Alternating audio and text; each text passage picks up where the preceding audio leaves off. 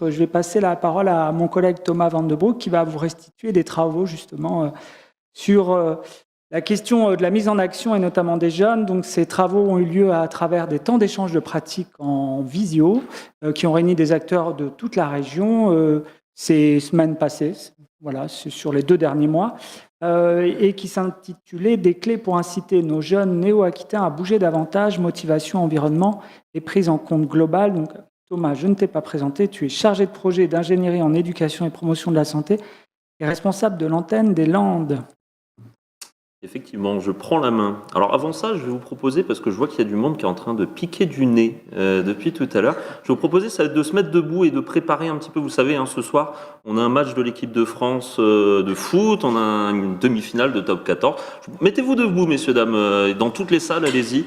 On se met debout. Allez-y, je regarde aussi à Bordeaux, à Limoges, on se met debout. Déjà, ça va permettre de sortir un peu de la sédentarité, d'être congruent. Je vous proposais de préparer une hola. Là, vous êtes prêts? On prépare les mains. Olé! À Poitiers, ça a suivi. J'ai pas. Ah, si, ça part. Ah, c'est nickel, ça va. Allez, vous pouvez vous rasseoir. Merci. Alors.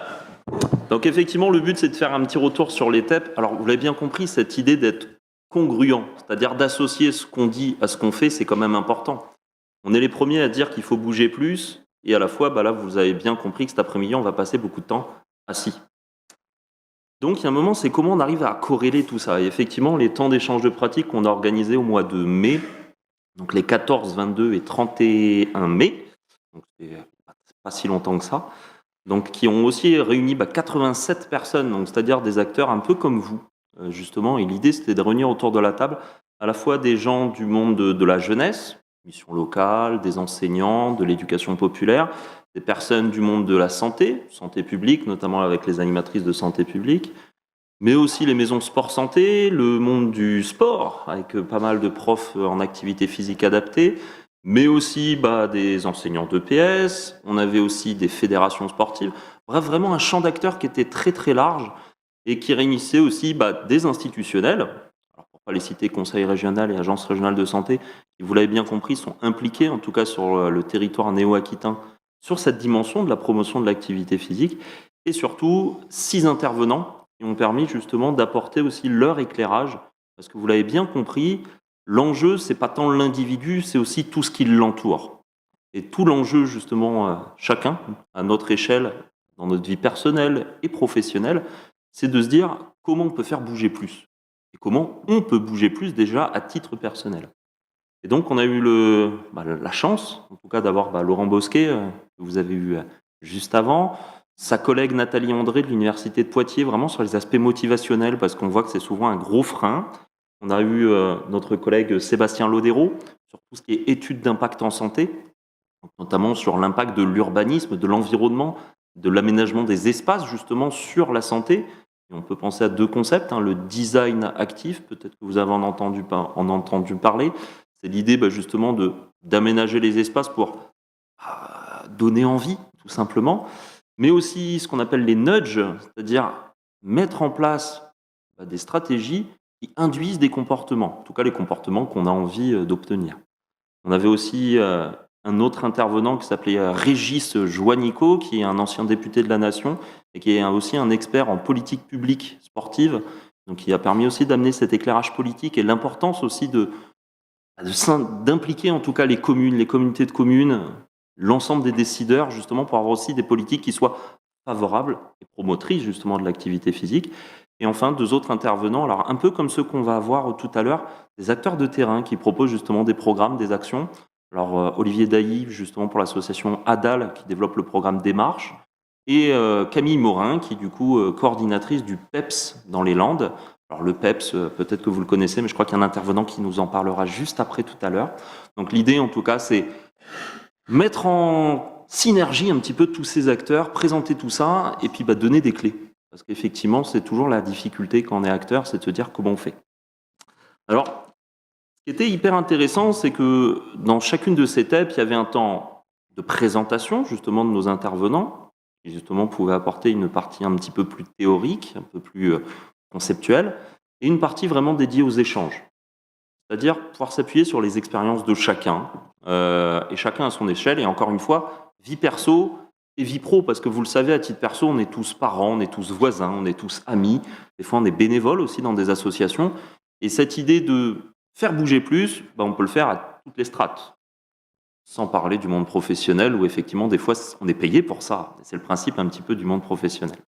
Alors ce qui ressortait un petit peu des échanges, c'est qu'il y a déjà beaucoup de choses qui existent. Malheureusement, on les valorise peut-être pas assez, ou en tout cas on n'est peut-être pas assez au courant de ce qui se passe. D'où l'intérêt justement d'avoir ce type de conférence aujourd'hui, d'organiser ces temps d'échange de pratiques, mais aussi d'avoir d'autres temps, comme des formations, qui permettent de réunir les acteurs et de pouvoir échanger autour de tout ça. Ressortait aussi, c'est l'implication de l'entourage. Effectivement, Arnaud vient de le dire, c'est cette idée que si on n'associe pas un minimum les parents, l'entourage, les enseignants, si on n'a pas tous une posture un petit peu similaire et un discours un peu similaire, et qu'on ne montre pas l'exemple nous-mêmes, c'est compliqué d'induire des comportements et d'essayer de convaincre les jeunes justement à bouger davantage. Un autre aspect encore qui est ressorti, c'est cette idée de travail entre partenaires, travail en termes de réseau à l'échelle d'un territoire. C'est vrai que la Nouvelle-Aquitaine, c'est grand, et vous le savez, on est tous dans des communes, des communautés de communes, des fois même un quartier, et on connaît des fois même pas ce qui se passe juste à côté, dans l'association du quartier. Donc tout l'enjeu, c'est ça, c'est de se mettre en lien les uns avec les autres, et d'essayer de travailler tous ensemble pour aller dans le même sens, c'est-à-dire bouger plus. Moi, je suis un grand militant sur l'idée que bouger plus, ça ne veut pas dire rajouter du sport, ça ne veut pas dire rajouter des temps de pratique sportive, ou des temps où on va même faire des étirements, des mobilisations articulaires. C'est très bien tout ça, mais ce n'est pas toujours adapté à tout le monde, et surtout, ce n'est pas très glamour pour celui qui en est éloigné. Donc tout l'enjeu, ça va être plutôt d'arriver à bouger plus, mais de façon un petit peu différente, plutôt en adoptant justement ce qu'on appelle des pédagogies actives. C'est-à-dire mettre en place des techniques d'animation, utiliser des outils qui vont permettre justement de bouger, mais sans s'en rendre compte. En tout cas, la finalité, c'est pas le mouvement, c'est pas le geste. La finalité, c'est autre chose. Vous en aurez un petit exemple tout à l'heure, justement au moment de la pause active. Et cette dimension justement de pause active, c'est-à-dire sociétalement, il est accepté que on reste 4 heures assis à écouter quelqu'un qui parle. C'est pas naturel, hein. La nature, elle veut que toutes les 20 minutes, on a le cerveau qui déconnecte. 20 minutes, 4 heures, il y a quand même une grosse différence, c'est-à-dire qu'il y a une grosse déperdition aussi. Donc ça veut dire que dans nos manières d'intervenir et d'agir, il va falloir justement essayer de penser à remobiliser, bouger davantage, globalement toutes les 20-30 minutes. Mais ça, on est d'accord que ça ne tient qu'à nous. Vous voyez que là, l'idée de se mettre debout avant une prise d'intervention, le fait de juste faire une petite ola, ça prend 30 secondes, mais ça relance un petit peu l'activité cérébrale, là, ça réoxygène le cerveau, et on est reparti. On est reparti que pour 15-20 minutes. Donc on est bien d'accord qu'il va falloir refaire une ola dès que je termine de parler, pour que le suivant il ait le droit à votre attention aussi. En tout cas, pensez bien que il y a vraiment toutes ces dimensions qui sont hyper interconnectées. C'est la dimension environnementale, l'aménagement des espaces, mettre à disposition des lieux, l'accessibilité. Tout ça, ça se réfléchit, mais il faut aussi donner l'exemple, montrer l'exemplarité, mais également pause active, pédagogie active, et ça dépend de nous. Et j'ai envie de terminer aussi sur les postures. C'est-à-dire qu'en tant que professionnel, c'est aussi important qu'on encourage, qu'on donne envie. On n'est pas là pour juger, on n'est pas là pour être moralisateur, on n'est pas là pour dire ce qu'il ne faut pas faire. C'est facile de dire ce qu'il ne faut pas faire. Amenons plutôt sur ce qu'on pourrait faire. Amenons une vision plutôt positive des choses. Et ça, effectivement, c'est pareil, ça ne dépend qu'à nous. Et c'est vrai qu'une des discussions qu'on a eues justement au travers de ces TEP, c'est le rôle d'éducateur plus que celui d'entraîneur ou de coach ou d'enseignant. Le rôle d'éducateur, c'est apprendre la vie, c'est ça l'éducateur. Donc en tout cas, c'est aller travailler un petit peu sur tout ça. Bon, tout ça pour vous dire, il faut bouger plus, et c'est ce qu'on va faire d'ici quelques minutes au travers de la pause active.